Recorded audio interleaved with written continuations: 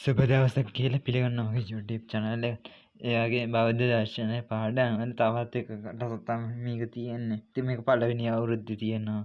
ඉතින් අපි කිව්වා ඊශ්වර නිර්වාණවාදී බිත්තරයක් හදලා ඒ බිත්තර දෙකට කළ ලෝක විශ්ව මැව්වා කියලා මේ මහා බ්‍රහ්මයා විසින්. ඒක මේ බ්‍රාහ්මණ මතය තමයි. ඉතින් ඒ වගේම බෞද්ධ මතය ඉගෙන ගන්න තියෙන මේ නිර්මාණවාදී ගැන. බෞද්ධ මතය ගැන කතා කරන ලෝකෙ බිහිවීම හා සත්‍යයගේ බිහිවීම කියන සංකල්පය. ඉතින් මේක කියන්නේ ඉතින් මේක බුදුදහම කියන විදියට ලෝකේ පවතින දේවාදී ආගම් අනුව ඉතින් දෙවියන් වහන්සේ විසින් නිර්මාණය කරා කියනවා. ඒත් ඉතින් බුදුදහම අදේවාදී දෙවියන් විසින් කරේ නැහැ. ඒ වගේ මානවවාදී දහමක් තමයි ඉතින් බුදුදහම. ඉතින් මේ මානවවාදී ඉගැන්වීම් ක්‍රමය නැත්නම් මානවවාදී මත පදන ආගම නැත්නම් මානවවාදී ඉගැන්වීම බුදු සමය කියවන නිර්මාණවාදී බුදුන් පහළ වන විට ඒ සමයේ නැත්නම් බුද්ධ කාලේ ලෝකේ සත්‍යය හා ප්‍රජාව මහා බ්‍රහ්මයාගේ නිර්මාණයක් කියලා. ඉතින් බුද්ධ කාලේ දැන් හිටිය කාලේ මිනිස්සුන්ගේ මතයක් තිබුණා. ඉතින් මේ විශ්ව ප්‍රජා මහා බ්‍රහ්මයාගේ නිර්මාණයක් කියලා. ඉතින් අපරිමිත බලයක් ඇති සියල්ලම තමා වසඟේ තියාගන්න. ඒ වගේම සියල්ලන්ගේම නිර්මාණය කරව විශ්වමාභක විශ්වකර්තෘ කියලා මේ මහා බ්‍රහ්මයා නිර්මාණය කරගෙන. ඉතින් බුදුදහමේ මේක සංකල්පය මිත්‍යාවක් කියලා පෙන්නලා දීලා මේක හේතුඵලවාදීව හා යථාර්ථවාදීව දීඝනිකාය අග්ගඤ්ඤඵල සූත්‍රය ඇසුරින් පෙන්නලා දෙනවා විශ්වයා ලෝකේ මැවීම හේතුඵලවාදීව. ඉතින් මේ ලෝකය හා විශ්වය මැවීම දීඝනිකාය අග්ගඤ්ඤඵල සූත්‍රයේදී තියෙන විදියට මෙන්න මේ විදියට කියනවා. මෙහෙම ලෝකේ ඇති වෙන යුගය හා නැති වෙන යුගය කියලා යුග දෙකක් තියෙනවා. ඉතින් ඇති වෙන යුගය කියන්නේ ලෝකේ හට ගන්න යුගය. නැති වෙන යුගය ලෝකේ විනාශ වෙලා යන යුගය. ඉතින් ලෝකේ දැන් විනාශ වෙලා ගියාට පස්සේ මේ ඇති වෙන යුගය එනවා. ඉතින් මුළු විශ්වය ඝන අන්ධකාරයේ තියෙන්නේ. ඉතින් කාලය සමග මහා පිපිරීමෙන් පස්සේ නිර්මාණය වෙන්න ගන්නවා ග්‍රහලෝක. ඔන්න ඔහොම. ඊට පස්සේ මේව ග්‍රහලෝක ඝනකමටපත් වෙලා කුඩා දූවිලි අංශු එකතු වෙලා ඝනකමටපත් වෙලා හිමින් විශ්වය ග්‍රහලෝක බිහි වෙනවා. ඉතින් මේව කියනවා ඇති වෙන යුගය නැති වෙන යුගය කියලා. ලෝකේ යුග දෙකක් ඇත. මුළුමනින්ම ලෝකේ විනාශ වී ගිය පසු ඝන අන්ධකාරයේ වෙලී යයි. ඉතින් මේ ඝන අන්ධකාරයේ යට වෙලා යන ලෝකය බවට පත් වෙනවා. දීර්ඝ කාලයක් පසුව මේ මිදුණු ජලයෙන් යුත් ලෝකයේ අබස්සර නම් බ්‍රහ්ම ලෝකයේ චිත්ත වූ සත්‍යය පහළ වෙනවා. ඉතින් මේක කියන්නේ අබස්සර ලෝකයෙන් පහළ වූ සත්‍යය පහළ වී කියන තැනට එනකන් කියන එක මේක බුදුදහම කියන විදිහට. ඒ වගේ මේක විද්‍යාත්මක හොයාගෙන තියෙනවා. ලෝකය පටන් ගන්න කලින් ඝන අන්ධකාරය විශ්වය තිබ්බා. ඉතින් දූවිලි අංශු එකතු වෙලා මහා පිපිරීමෙන් පස්සේ මේවා හිමිට එකට එකතු වෙලා වර්තමානයේ තියෙන ග්‍රහලෝක හිමින් සැරේ නිර්මාණය වුණා කියලා. අන්න ඒක තමයි මෙතෙන්ට කියන්නේ. ඉතින් එහෙම නිර්මාණය ලෝකයට අබස්සර කියන බ්‍රහ්ම ලෝකයෙන් සත්‍යය චුත වෙලා ආව කියලා තමයි බුදුහාමුදුරුවෝ කියන්නේ. ඉතින් මේ සත්‍යය ගැන කියනවනම් දීර්ඝ කාලයක් ජීවත් වෙනවා. ඒ වගේම ශරීරාලෝකයෙන් යුක්ත වෙති. ප්‍රීතිය තමයි ආහාර විදියට අනුභව කරන්නේ. ඉතින් අහසින් ගමන් කිරීමේ හැකියාව තියෙන මේ අබස්සර බ්‍රහ්ම ලෝකෙන් ආපු සත්වයන්ට තිබිලා තියෙනවා. ඉතින් මේවද ලක්ෂණ තියෙන ජීවීන් කොට්ටාසයක් මුල්ම පෘථිවි ජීවීන් විදියට තමයි හඳුන්වන්නේ. ඒ වගේම ඔවුන් එකිනෙකාට ගෞරව දක්වමින් සමානාත්මතාවයෙන් ජීවත් වෙනවා මුල් කාලේ. ඉතින් මේ කට්ටියගේ ශරීරය ආලෝකය තියෙනවා, අහසින් යනවා. ඒ වගේම දිගු කල ජීවත් වෙනවා. ආහාර විදියට ගන්න ප්‍රීතිය. සතුට තමයි ආහාරයට ගන්න එක සතුටෙන් ජීවත් වෙද්දී මොවුන්ට ආහාරය වෙනවා. ඒ වගේම අහසින් ගමන් කරනවා. ඒ වගේම මෙබඳු සමාජ ක්‍රමයක් යුක්තව ක්‍රියා කරන ඔවුන් අතර කාලයක් යනකොට මේ සමාජයේ අතරමින් බ්‍රහ්ම ලෝකයෙන් ආපු අබස්සර ජීවීන් අතර විවිධ අවශ්‍යතා ප්‍රකට වේ. ඉතින් මේ අවශ්‍යතා එක්ක පොදු සම්පත් පෞද්ගලිකව ගනී. ඉතින් මේ අවශ්‍යතාවය ප්‍රකට වෙන්න කලින් අබස්සර ලෝකයෙන් ආපු සත්වයෝ. ඉතින් මේ කට්ටිය ලෝකයේ මේ ගණන්ධකාරී තිබ ලෝකයේ මුලින්ම පහළ වෙන අහසින් යන ශරීරාලෝකයෙන් යුක්ත ප්‍රීතිය අනුභව කරන මේ සත්‍ය මුලින්ම පෘථිවිය පහළ වෙන්නද ලෝකේ පහළ වෙද්දී ලෝකේ උදෑසන සහ රාත්‍රී කියන කොටස් දෙකක් තිබ්බේ නැහැ. ඉතින් මේකේ ඒ වගේම දවස් කියන සතියට දවස් 5 වගේම දවස් මාස සති ගෙවිලා ගියේ නැහැ. ඒ වගේම අන්ධකාරය තමයි විශ්වය තිබ්බේ. ඒ වගේම ඉර සඳු තාරකා පහළ වෙලා තිබ්බේ නැහැ. ඒ වගේම අද අපි තින ගස් කොළන් වගේම ගස් කොළන් ජලය වාතයත් වැඩිය තිබෙන්නේ නැහැ. ඒවත් ක්‍රමයෙන් නිර්මාණය වෙන්න අරන් නැහැ මුල්ම කාලේ. ඉතින් සූර්යයා නිර්මාණය වෙන්න මුල්ම කාලේ කියලා තමයි කියන්නේ. ඉතින් මේ සත්‍යයන් අතර කාලයක් එක්ක අවශ්‍යතාව මතුවෙන්න ගන්නවා. ඉතින්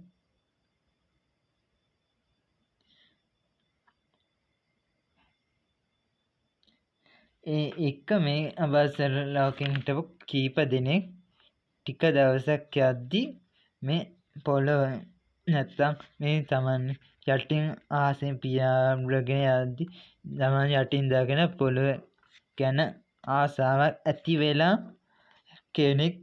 එක්කෙනෙක් දෙන්නෙක් මුලින්ම මේ පොළොව ඇඟිල්ලෙන් රස බලන්න ගන්නවා. ඒකත් එක්ක ඒකේ රසයට මේ අය රසට කැමති වෙලා ගිජු වෙනවා. එහෙම ගිජු වෙනවත් එක්කම ඒක මෙහෙම රස බලන එක්කෙනෙක් දෙන්න රස බලන මෙහෙම ගිජු වෙලා රස බලන එක අනිත් අය දැක අනිත් අයත් මේකේ රස බලන්න ගන්නවා.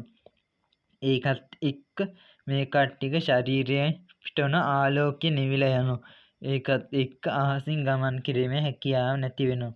ඒකත් එක්ක ආහාර ගන්න මේ පොළොව කන්න ගන්නවත් එක්කම ප්‍රීතිය ආහාරය ගන්න එක මේක ආහාරයට බවට පත් වෙනවා. ඒකත් එක්ක මේ අපේ පිටින් තියෙන ශරීරය බවට මේ සත්‍යංග ශරීරය පත් වෙනවා.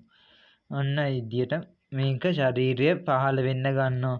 ඊට පස්සේ ටික කාලයක් යනකොට මේ අයගේ ලිංගික අවයව පහළ වෙනවා. ගැහැණු පිරිමි ඇති වෙනවා. ඊට පස්සේ ශරීර ආලෝකය නිවිලා යන එක්කම සූර්යාගේ උපත සිද්ධ වෙනවා. ඒ වගේම රාත්‍රිය ඇති වෙනවා. ඊට පස්සේ උදේ සහ රාත්‍රී කියන එක ඇති වෙනවා. දවස් ඇති වෙනවා.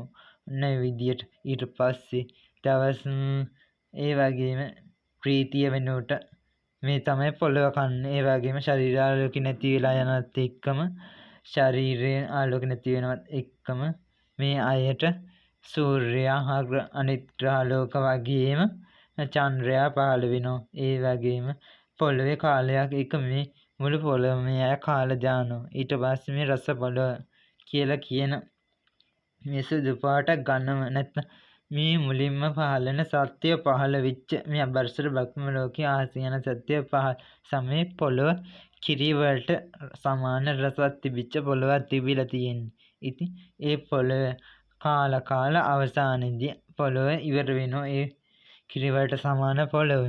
ඉතින් එහෙම ඉවර වෙන පොළොව එක්ක මේ යට ආහාරයක් නැති වෙනවා. ඊට පස්සේ පොළොවෙම තවත් මතුවෙන භූමි පප්පාඩගම් කියලා.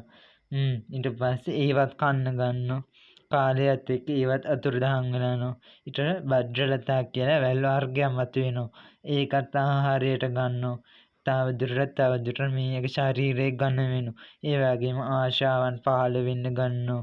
ඉතින් මෙහෙම කන්න මේ අයට තෘෂ්ණාව කියන දේ පහළ වෙන්න ගන්නවා. ඒ වගේම දිගු කල් ජීවත් මේ අයගේ ආයුෂ ඇති වෙන්න ගන්නවා. ඊට පස්සේ අවුරුදු 100ක් 200 300ක් වගේ ආයුෂ නිර්මාණය වෙන්න ගන්නවා. ඉතින් මෙහෙම ලිංග පහළ වෙනවා. ඊට පස්සේ ආයුෂ නිර්මාණය වෙනවා. ඊට පස්සේ ශරීරයේ සාමාන්‍ය අපේ ශරීරයට සමාන විදියට ඝනකම් වෙනවා. ඒ වගේම අහසින් යන හැකියාව නැති වෙනවා. ඒ වගේම සාමාන්‍ය මිනිස්සු බවට පත් වෙනවා. මේ අය කාලයත් එක්ක මේ භූමි බඩලතා වැල් වර්ගයත් මේ විදියට කාලා අවසන් කරාට පස්සේ මේ අයට ආහාර විදියට ස්වයංජාත කියලා සහල් වර්ග මතුවෙනවා. ඒ වෙනකොට මේ අය ලිංග පහළ වීම සමග ඔවුන්ගේ පරම්පරා බිහිවීමේ කාර්ය සිදු කරනවා. ඒ සමග ජනගහනය වැඩි වෙනවා. ඒත් එක්ක ප්‍රජාව නිර්මාණය වෙන්න ගන්නවා. ඉතින් ප්‍රජාව නිර්මාණයත් එක්ක ඒ ප්‍රජාවේ අවශ්‍යතාව අනුව මේ ආහාර අවශ්‍යතාව වෙනවා. ඔන්න ඔහොම තමයි බුදුදහමේ කියන විදිය ලෝකයම ඇවිල්ලා ඊට පස්සේ ලෝක හටගත් ලෝකේ කාලය සමග බ්‍රහ්ම සත්‍ය පහළ වෙලා මේ සත්‍යෝන්ගේ ශරීර ලෝකයේ සමග ප්‍රීතිය අනුභව කිරීම සාහසිකම හැකියාව නැතිලා ගිහිල්ලා සාමාන්‍ය මිනිස් වදවටපත් වෙන්නේ. ඒ වගේම මුලින්ම රස පොළවන්න බාගෙන පස්සේ පවුමි පප්පාඩකම් පස්සේ වඩ්ඩලතා කියන වැල් වර්ග පස්සේ ස්වයංජාත කියන හාල් වර්ග. ඉතින් ස්වයංජාත කියන හාල් වර්ග ලෝකේ පහළ වෙනකොට ඒ වගේම හිරු සඳ සාරකා ග්‍රහලෝක දවස් මාස සති ඒ වගේම උදේ හවස වගේ මිනිස්සුන්ගේ සාමාන්‍ය ක්‍රියාවලිය වගේම මිනිස්සු ගැහැණු පිරිමි එකට ඉඳලා දරුවන් මෙහි කිරීම හා පවුල් සංස්ථා වගේම ඔන්න ඔය දේවල් මේ සමය වෙනකොට ඇති වෙලා තියෙන්නේ. ඇති වෙන්න පටන් ගන්න කාල සීමාව ඔන්න ඔය විදිහට සමාජය ඇති වෙනවා. ඊට පස්සේ මේ අය කීප දෙනෙක් එකතු වෙලා මේ සංජාත සහ මේ දවසකට ඇති වෙන්න අරන් යනවා. ඒක දකින තව පිරිසක් දවස් දෙකකට අරන් යනවා. තව කෙනෙක් මාසෙකට අරගෙන ඇති යනවා. ඕක දැනෙන තව පිරිස තමන්ටම කියලා කොටසක් වටේට වැටක් ගහලා තියා ගන්නවා. තමන්ගේ අයිතිය කියලා. ඉතින් තව කෙනෙක් ඊට වඩා වැඩි පිරිසක් කියනවා. ඔන්න විදිහට තමන්ට කොටස් වෙන් කරගත්තට පස්සේ කම්මැලි කම නැතුව තමන්ටම කියලා කොටසක් අල්ලගත්ත කට්ටිය ඉඩම් හිමි පන්තිය වෙනවා. ඒ අය පොහොසත් අය වෙනවා. ඉතින් කම්මැලි වෙලා මේ සහල් අරගෙන ගිහිල්ලා තමන්ට කියලා කොටසක් අල්ලගත්තේ නැති කට්ටියට ඉඩම් අහිමි දුප්පත් පිරිස බවට පත් වෙනවා. ඔන්න ඔය විදිහට සමාජෙ දුප්පත් පොහොසත් නැත්නම් ඇති නැති ભેදය ඇති වෙනවා. ඔන්න ඔය විදිහට මේ දීඝනිකා කියන විදිහට තමයි ඔන්න විදිහට ඇති නැති ભેදය ඇති වෙනවා. ඒකත් එක්ක සමාජයේ ගැටලු ගොඩක් මුහුණ පාන්න සිද්ධ වෙනවා. ඒ අතර දිලින්දන්න ධනෝපාය මාර්ග අහිමිවීමෙන් දිළිඳුකම තවදුරටත් වැඩි වෙන්න ගන්නවා. ඒ වගේ දිළිඳුකම් වැඩි වීම නිසා දිළිඳු අය අර මෙහෙස මහන්සියලා තමන්ට කියලා කොටසක් අල්ලගත්ත පිරිසකින් හොරකම් කරන්න පටන් ගන්නවා. ඉතින් ඒ නිසා සොරකම ඇති වෙනවා. ඒ සොරකම ඇති වෙනවත් එක්කම අයිතිකාරයට ගාලා හෝ අයිතිකාරයට හොරා ගන්න මේ අන්න පටන් ගන්නවා. ඒකත් එක්ක අයිතිකාරයට මේ අය අහු වෙනවා. වුණාටම සොරන්ට දඩුවම් දීම කියාවෙන්නද අවි ආයුධ බිහි වෙනවා. මුල් කාලේ අවි ආයුධ පොළු මුගුරු වගේ ඒවා බිහි වෙනවා. ඊට පස්සේ අයිතිකාරයන්ටම පාර දීලා ඔවුන්ගේ කොටස් බලෙන් අල්ල ගන්නවා. ඒවත් එක්ක අවි ආයුධ වැඩි වීම නිසා ඒකේ මිනිස් ජීවිත හානි නැති වෙන ඒක ප්‍රාණඝාතය ලෝ පහළ වෙන්න ගන්නවා. ඉතින් මේ ප්‍රාණඝාතය නිසා නම් කෙනෙක් අනුන්ගේ කෙන කොටසක් අල්ලගෙන ඒ කොටස කෙනාගේ අයිතිය නැත්නම් ඒ කෙනා ජීවිතයට පත් වුණාට පස්සේ තමන්ට දඬුවම් ලැබෙන නිසා ඒකට බොරුව කියන්න ගන්නවා. ඉතින් ලෝකෙට අන්න විදිහට බොරු කියන දේ පහළ වෙන්න ගන්නවා මිනිස්සු අතරට. ඔන්න විදිහට කාලයත් සමග ඔන්න විදිහට සමාජයට සමාජයට රාගය, දේශය, මාන්නය වැනි විවිධ අකුසල් පහළ වෙන්න ගන්නවා. ඉතින් ඒවත් එක්කම මේ විවිධ අකුසල් එක්ක මේ අබස්සර කියන බ්‍රහ්ම ලෝකෙන් අප සත්‍යය තව දුරටත් පිරිහෙන්න ගන්නවා. දූෂිත වෙන්න ගන්නවා. ඒ වගේ අපරාධ කලකෝලහල බහුල වෙන්න ගන්නවා. ඒත් එක්කම රෝගාබාධ ඇති වෙනවා. ඒ වගේ ආශ අඩු වෙනවා. ඒ වගේ සමාජයේ පරිහානිය යම් තත්දුරට ඇති වෙනවා මේව නිසා. ඒ වගේම බුද්ධි මට්ටම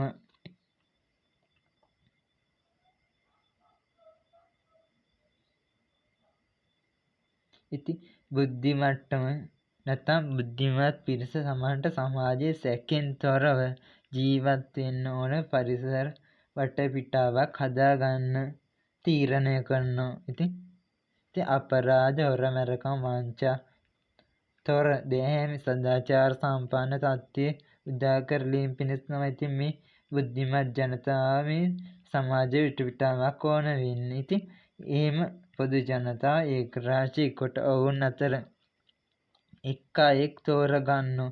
කඩිසර හා ශක්තිමත් හා බුද්ධිමත් පුද්ගලයන් තෝරගන්නෝ. මේ හොරුන්ට දඬුවම් දෙන, වංචනිකයින් දඬුවම් දෙන, රටේ අනිත් අය පාලනය කරන්න පුළුවන් පෞරුෂයක් තියෙන, ඒ වගේම හොරුන්ගෙන් තමන්ගේ දේවල් ආරක්ෂා කරන්න පුළුවන් එක් පුද්ගලයෙක් පත් කරගන්න ඒකමතික තීරණ ගන්නවා. ඉතින් ඒ කෙනාට මනා පෞරුෂයක් යුතු කාර්යශූර, බුද්ධිමත් හා දක්ෂ අයෙක් ජන මතය සම්මත කරගන්න නිසා මහා සම්මත කියලා කියනවා ඒ පුද්ගලයාට. ඉතින් පසු කාලීන ඔහුට අපි කියනවා රජතුමා කියලා. ඔහු රට යළි සුමගට ගැනීම පිණිස වගකීම් පැවරෙන පුද්ගලයා තමයි. ඔහුට මෙහෙම වගකීම් පැවරෙනවා. හික්මවිය යුතු අය හික්මවීම, මැනවින් හික්මවීම, ගැරහි යුත්තන්ට ගැරහීම කියලා ඔහුට වගකීම් සවරන සමාජයේ මිනිසුන්. ඒ වගේ රටින් නෙරපිය යුත්තන් නෙරපීම. ඒ වගේම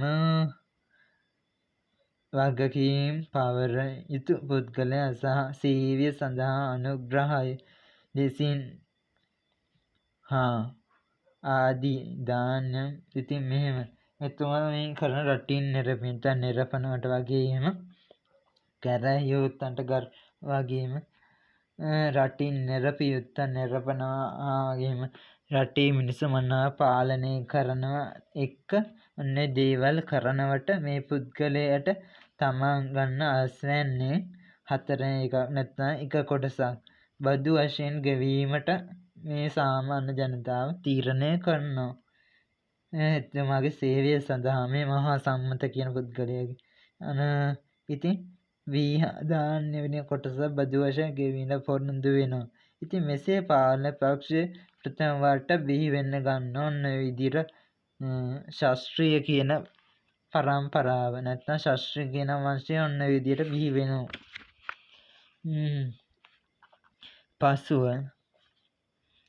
පසුව ඔහු විශාල කෙත්වතු වලට හිමි වූ බැවින් ශාස්ත්‍රීය විශාල ප්‍රදේශයක් ඔහුගේ රාජධානිය තිබ්බ නිසා ඔහු ශාස්ත්‍රීය කියනවා. ඒ වගේම විශාල කෙත්වතු හිමිය.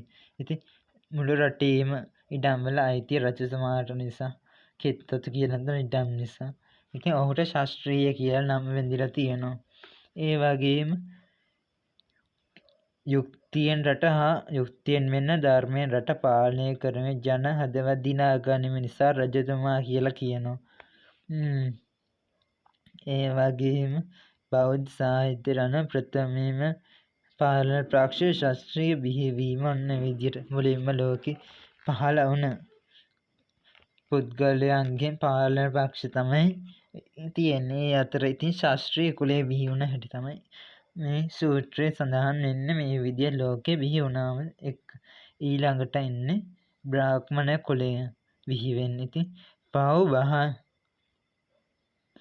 පව් බැහැර කිරීම හෙවත් පාපයන් වැළකී සිටීම පිණිස වනගතව පව් බැහැර කිරීම නැත්නම් පාපයන්ගෙන් වැළකී සිටීම පිණිස වනගත වූ පිරිස බ්‍රාහ්මණ කියලා හඳුන්වනවා. ඒ වගේම සමාජයේ සිදුවන අපරාධ කාලහෝලාල මිනීමැරුම් වැනි පාපී ක්‍රියා දැකලා ඒ ක්‍රියාවන් දැකීමෙන් බලවත් කලකිරීමට පත්වෙලා ඇතම් සමාජයෙන් ඈත්ව අනාගත වීමට පෙළඹෙන ඔවුන් බ්‍රාහ්මණයන් යනුවෙන් හඳුන්වනු ලැබී කියලා තමයි බුදුදහම කියන්නේ. ඉතින් මේ අර මහා බ්‍රහ්මයා කියලා කියපු බ්‍රාහ්මණයෝ නෙවෙයි මේ කියන්නේ. ඉතින් බ්‍රාහ්මණ කුලේ බිහි වෙන්නේ මෙහෙමයි. හැබැයි මේ කට්ටිය කාලයත් එක්ක මහා බ්‍රහ්මයා කියලා දාගෙන සමාජයේ මිනිසුන් අතර තමන්ගේ බලය පිහිටවා ගන්න සිද්ධ කරනවා. හැබැයි ඒ කුලේ බිහි වෙන ක්‍රමය තමයි මේ විදිහට. මේ කට්ටිය පව් බහැලීම නැත පව් වලින් වැළකී සිටීමට වනගත වෙලා තවුස්දම් පුරපු කට්ටියක් තමයි. ඉතින් පස්සේ මේ කට්ටිය යාගය වැනි දේවල් කියලා දෙවියන් ලෝකෙම කියලා ඕනේ වගේ සංවිධානය වෙලා මිනිසුන් අතර උත්තරීතර කුලයක් බවට පත් වෙන්න හදනවා. ඊට පෙර මේ අය බිහි වෙච්ච හැටි තමයි මෙහෙම. ඉතින් වනගත මොවුන් බ්‍රාහ්මණයන් යන හඳුන්වනවා. මෙසේ බ්‍රාහ්මණයන් නමින් පිරිසක් ප්‍රකට වෙනවා කියලා මේ සූත්‍රයේ සඳහන් වෙනවා. මේ අතර ඇතමෙක් ශිල්ප කටයුතු කෙරෙහි ලැදියාවක් යුක්ත වීම හා කටයුතු වල නියැලීම ක්‍රියා කළා. ඔවුන් අතර එහෙම ක්‍රියා කරපු අතර සමහර අය භාවනා කළ දාන භාවනා ආදී කටයුතු වල නියැලී ඔවුන් භාවනා නියැලුණු පිරිස නැත්නම් මොවුන් බ්‍රාහ්මණයන් ලෙස හැඳින්වෙනවා.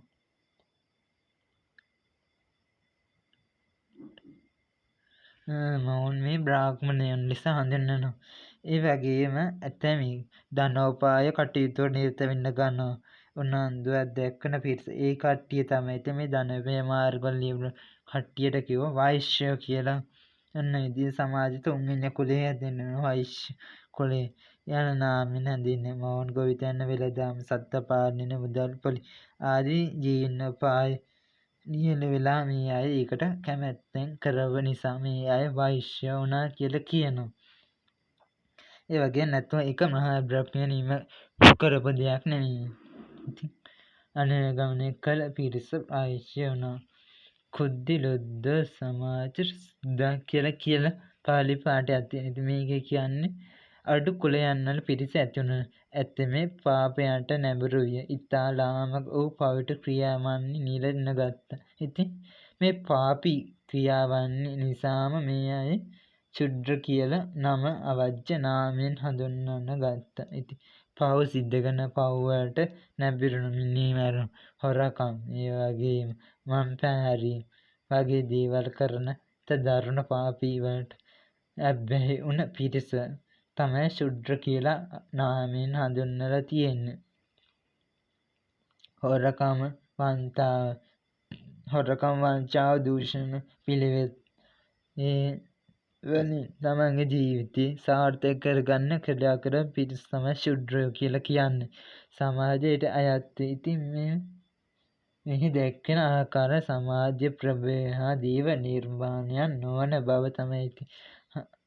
නොවන බවත් අබස්වර නොවන බවත්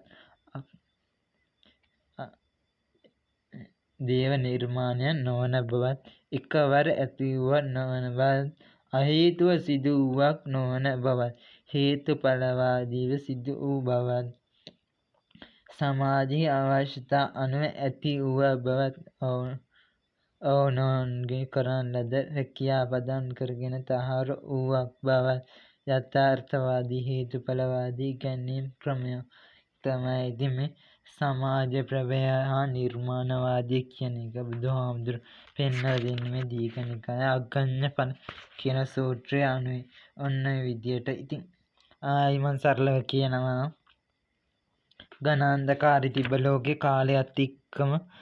කාලයත් එක්ක ආපහු ඇති වෙන්න ගත්තා. ඉතින් විනාශ වෙලා ගිය ලෝකේ ආපහු හැදෙන්න ගත්තා. ඒ ලෝකේ කාලයත් එක්කම ග්‍රහලෝක නිර්මාණයත් එක්ක අබස්සර කියන බ්‍රහ්ම ලෝකෙන් සත්‍යය ඇවිල්ලා පහළ වුණා. මේ අධික කල් ජීවත් වෙන ශරීර ආලෝකයෙන් තියෙන ප්‍රීතිය ආහාරය කරගෙන ජීවත් වෙන.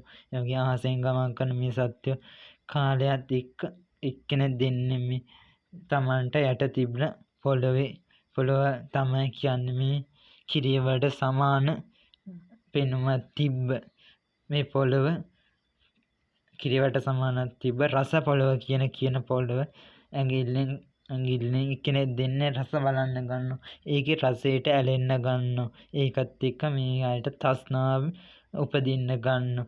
ඒ තෘෂ්ණාව නිසාම මේ අය ඒකේ රසයට බැහැ විලා ඒක කන්න ගන්නවා. ඉතින් මේ අය කනවා දැකලා අනිත් අයත් ඇවිල්ලා මේ කන්න පටන් ගන්නවා. කවුරුත් මේවා එකතු වෙලා කන්න පටන් අරගෙන රස පොළොව නැති වෙලා යනවා. රස පොළොව නැති වෙලා යනවත් එක්කම භූමි පප්පාඩකම් කියලා මතුවෙනවා. ඒකත් අවසන් එකක් කනවා. ඊට පස්සේ බද්රලතා කියන වැල වර්ගය ඒකත් අවසන් වෙනකම් මේ විදියට කනවා.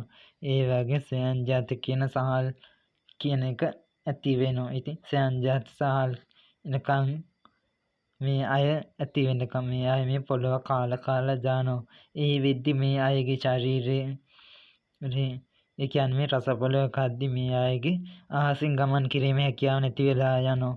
ඊට පස්සේ භූමි පප්පාඩකම් කද්දි මේ අයගේ ශරීර ආලෝකය නැති වෙන්න ගන්නවා. අහසින් ගමන් කිරීමේ හැකියාව නැති ශරීර ආලෝකය නැති වෙනවා. ඒකත් එක්ක උදේ හා රාත්‍රී බිහි වෙනවා. ඒකත් එක්ක සූර්යයා ඇති වෙනවා, චන්ද්‍රයා ඇති වෙනවා. උදෑසන හා රාත්‍රිය වගේම දවස් ඇති වෙනවා, මාස ඇති වෙනවා, සතිය ඇති වෙනවා, වර්ෂ ඇති වෙනවා, අවුරුදු ඇති වෙනවා. අන්න විදියට කාලය ඇති වෙන්න ගන්නවා. ඊට පස්සේ මෙහෙම ඇති වෙන එක්ක භූමි පප්පාඩකම් අවසානවත් එක බද්රලතාගේ ශරීරයේ තිබ්බ දිලිසෙන නැත්තම් දිලිසෙන ශාරීරියක් නැති වෙලා ගිහිල්ලා තව දුරටත් දිලිසෙන්නේ නැති හමක් බවට පත් වෙනවා. අපේ පිටහම වගේ ඔන්න විදියට මනුස්ස ස්වරූපය එනවා. ඒ එක්ක මේ වෙද්දි මේ අය ලිංගික අවයව ඇති ජීවීන් පිරිසක් නෙවෙයි. හැබැයි මේ රසයට ගිජවීමත් එක්ක කාලය සමග ලිංගික අවයව පහළ වෙනවා. ඒක එක්ක කාම මිත්‍යාචාරයට මේ අය ලොල් වෙනවා. නැත්නම් ඇබ්බැහි වෙනවා. ඒ ඇබ්බැහි වීම එක්ක ඒකේ තියෙන සුවතාවය නැත්නම් වින්දනයට ඇබ්බැහි වෙලා ඒ සමග ඔවුන්ගෙන් පරම්පරා දරුවන් ලැබිලා සමාජයේ පිරිස නැත්නම් සමාජය බිහි වෙනවා. සමාජය ක්‍රමයෙන් තව වර්ධනය වෙනවා. ඒ එක්කම වර්ධනය වෙන මේ අය තමන්ට කියලා නිවාස හදා ගන්නවා. ඒ එක්කම පොළොවේ හැදෙන සයන්ජාත කියන සහල් වර්ගය. ඉතින් මේ සයන්ජාත කියන සහල් වර්ගය හැදෙනත් එක්ක මේ අය සාමාන්‍ය මිනිස්සු වගේ ඉන්නවා. ඉතින් මේ කට්ටිය කාලයත් එක්ක එක්කෙනෙක් එක වේලකට නැත්නම් උදේට කන්න මේ සහල් අරගෙන යනවා.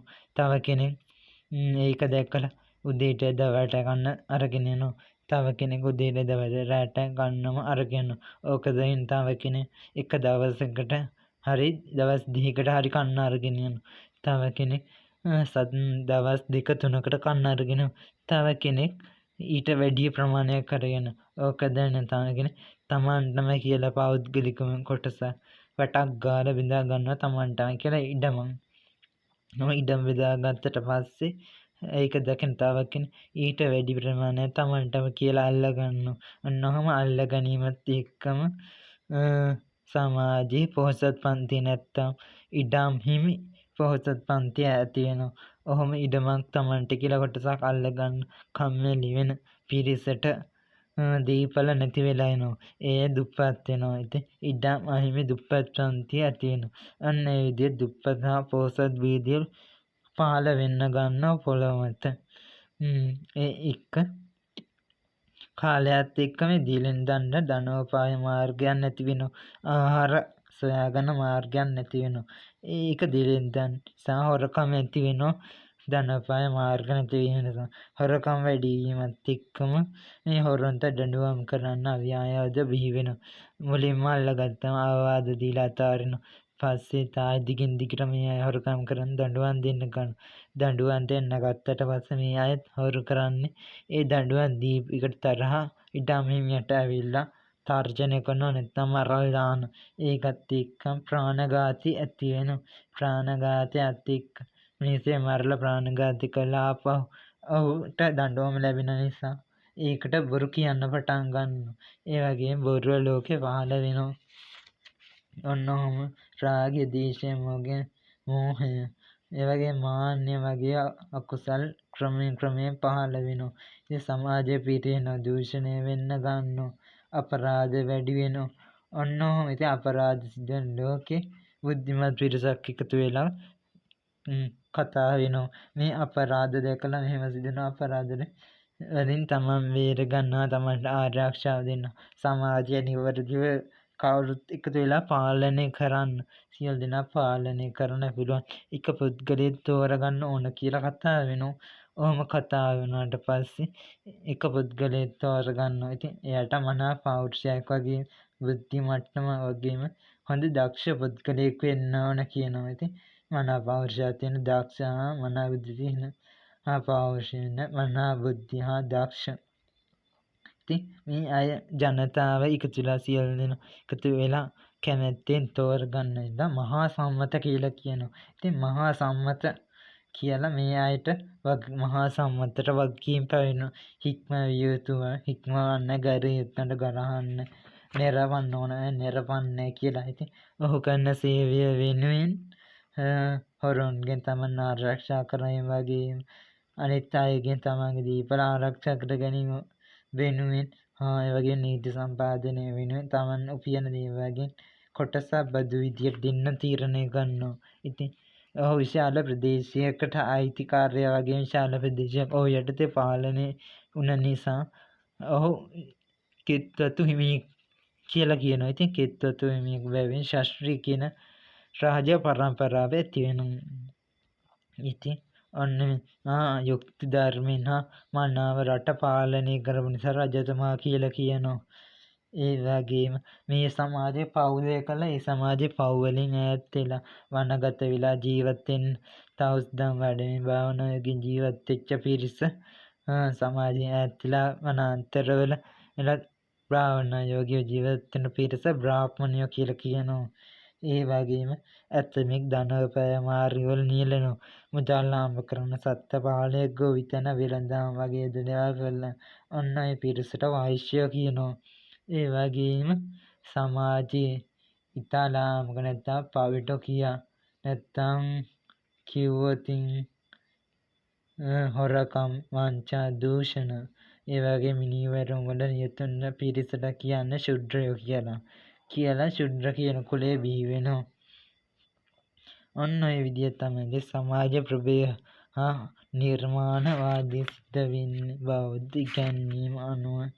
ඉතින් ඔහොම සමාජ ගැන අපිට කතා කරන් තියෙන මෙන්න මේ මතය. ඉතින් මේක තියෙන්නේ දීඝනිකායේ අග්ගඤ්ඤවල සූත්‍රයට අනුව ලෝකයේ මැවීම මිනිසාගේ ව්‍යාප්තිය නැත්නම් පරිණාමය ගැන මෙන්න මේ විදියට අපිට කියලා අවසන් කරන්න පුළුවන්. ඒ වගේම ස්තුතියි. අඩුපාඩු තියෙනවා නම් කමෙන්ට් කරන්න. ඒ වගේම සබ්මිට් කරන්න. අනිවාර්යෙන් තව කෙනෙකුට බලන්න ෂෙයා කරන්න. අනිවාර්යෙන් විස්තර කමෙන්ට් කරන්න. මේකට අඩුපාඩු තියෙනවා නම් අනිවාර්යෙන් ඔය ඉදිරි වීඩියෝ ටික හදන්න. තව විස්තර දැනගන්න ඕන ඒ ප්‍රශ්න විදියට අහන්න. ඒ විස්තර වීඩියෝ විදියට ඉදිරිපත් කරන්න. ඒ වගේම ස්තුතියි.